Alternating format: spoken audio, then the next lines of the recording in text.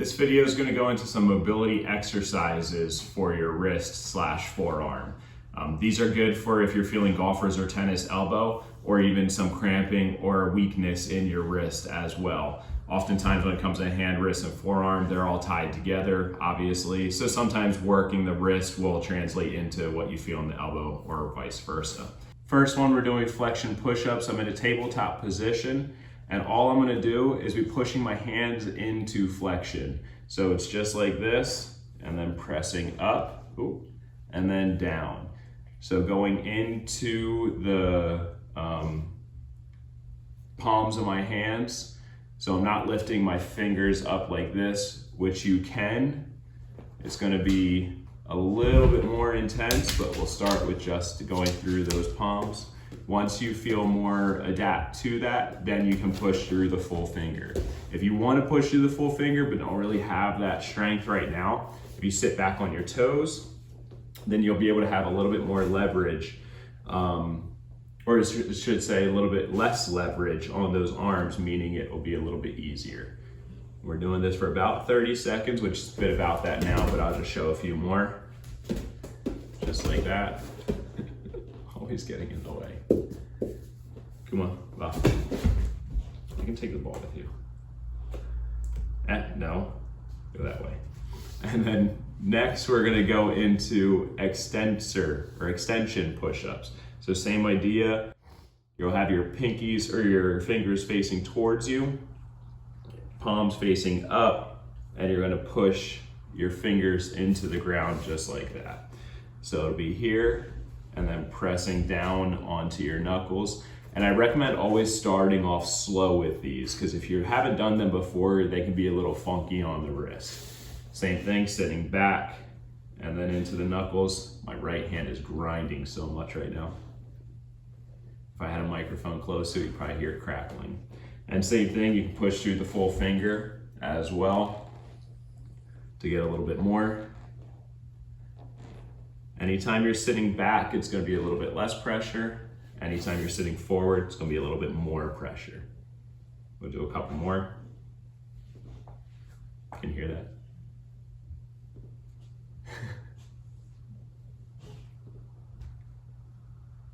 And relax. If this is your first time watching, thanks for joining. If you're returning, thanks for coming back. I hope these exercises and stretches are really helping you out. My name is Michael. I've been a coach for over a decade. This channel is for anybody who is looking to fit their exercise and health into the time that they may have in your busy schedule. Or if you're new and just looking for a good kickstart, these will be very helpful for you. We'll get back on to the next exercise. Now, this one I prefer doing with a weight just to get a little bit more tension onto the wrist. But I'm trying to keep these first videos more body weight or very minimal equipment. So I'm gonna go with no weight, and we're gonna do pronation to supination rotations. So we'll start with pronating the hand just like this, and I'm pulling my pinky up towards the ceiling, so I'm feeling tension right now in my forearm. And I'm gonna go up into supination and pulling my pinky up to the ceiling again, but facing palm up, and just going back and forth like this. It's one of those exercises, the more you really engage, the more you'll feel out of it. Because I can just go like this and just turn my hand and not do anything, but I'll really put my muscle engagement into action here. If I did this with a weight, it's just as simple as holding a dumbbell in the hand. You want the dumbbell a little bit more extended towards that thumb though. That way it really counterbalances against the gravity. Do a couple more, hit that 30 seconds. To really fighting for as much range as you possibly can. And then we'll go other side. So same thing, start pronation or supination, whichever one, and then lifting up. That mistake, by the way, that's how I always remembered which one's pronation and which one's supination.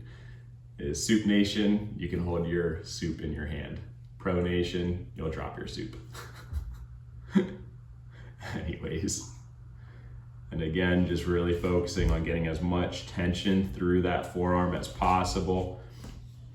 This is bringing mobility into the ulna and radial,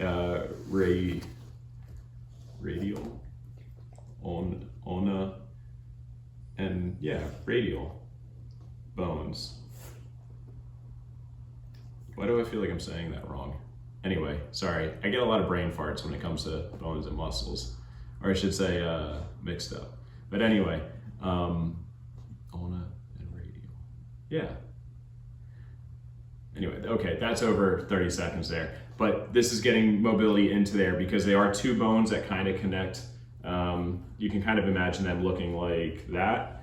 So as you move, they sort of move independently as well. This is an exaggeration, but they have little joints in there that connect them at the ends, and you can actually get a little bit more mobility in those connections as well.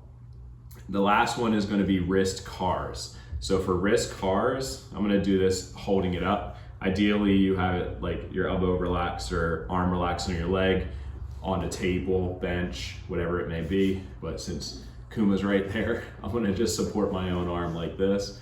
I'm going to lift my hand up, and I'm trying to get as much rotation through that wrist as I possibly can, trying to keep the wrist from rotating as I move. So my palm's gonna go down, pinky towards the wall behind me, palm towards the wall behind me, and as you can see, I'm trying to keep it as flat as possible, and then lifting that thumb up. Now I'm not rotating like this to get it around. I'm trying to keep that palm facing down towards the ground, really creating as much tension as possible. I'm trying to shrug that shoulder a little bit because of the tension. And then we'll go the other direction. So this is one of those where you can do like, 2 or 3 a few times. Make sure you breathe because it's really going to develop a lot of tension in there. And this is going to help get some mobility into that wrist. A lot of times when we start to get weaker wrists or forearms, it's because we're getting weaker in some of the deeper ranges of motion because we just don't see them as much anymore. All right, and other side. So hand facing or palm facing down, lift the palm up, and then I'm rotating around just like this. Whole time trying to keep that palm towards the same plane. So palm is effectively facing down the entire time, in a sense. And what that means is the radial and ulna are staying level with the floor. So instead of moving my forearm like this, or like this, I guess I should say, I'm trying to keep the bones that are in my forearm as level as possible. We'll go one more because that one was kind of crappy. Pinky towards the wall behind me, palm in towards my elbow as far as I can, thumb towards the ceiling / wall behind me as I lift up my fingertips, and then done. And then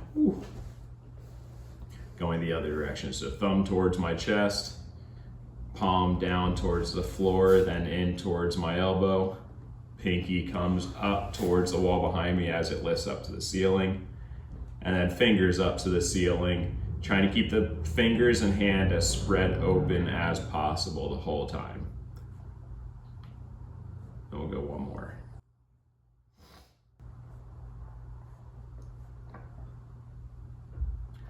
Whew, building up a lot of tension. All right, that felt great. My forearms are on fire. If your forearms aren't on fire, that's an indication of the engagement that we gave. So if you're really feeling that tension, like your Popeye, then your forearm should be, or then you got engagement through that wrist and forearm. If there's feeling like you kind of didn't do anything, then it just means you need to go to a little bit more of the extremes with how you're engaging the muscles, or change the range of motion if it comes to those push-ups that we are doing. If you're looking for some stretches for your forearm and wrist, pick this video over here. If you're looking for some other mobility exercises, pick this one right here.